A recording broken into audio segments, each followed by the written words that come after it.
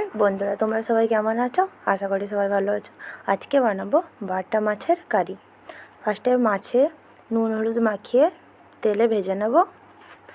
ভাজা হয়ে গেলে মাছগুলো নামিয়ে নেব, লাল লাল করে ভাজবে, ঠিক আছে? দিয়ে নামিয়ে নিয়ে সেই একই কড়াইতে তেল দিয়ে দেবো।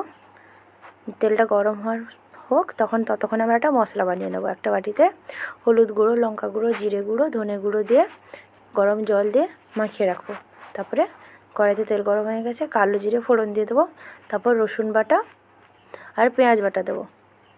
কিছুক্ষণ কষাবো। কষানোর পর একটুক্ষণ পর টমেটো দেবো। কষানো হয়ে গেছে, এরপর টমেটো দিয়ে দেবো। টমেটো দিয়ে কিছুক্ষণ কষাবো। টমেটো দেওয়ার পর একটু লবণ দেবো। লবণ দিয়ে কিছুক্ষণ কষাবো। তারপর করে রাখা মশলাগুলো দিয়ে দেবো। মশলা দেওয়ার পর টক দই দেবো। তারপরে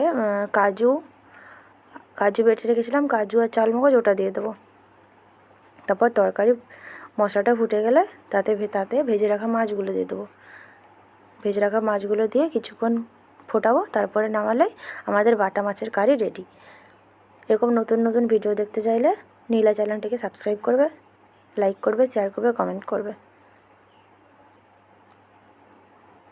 মাছগুলো দিয়ে দিয়েছি তরকারিতে, এবার কিছুক্ষণ ফোটাবো।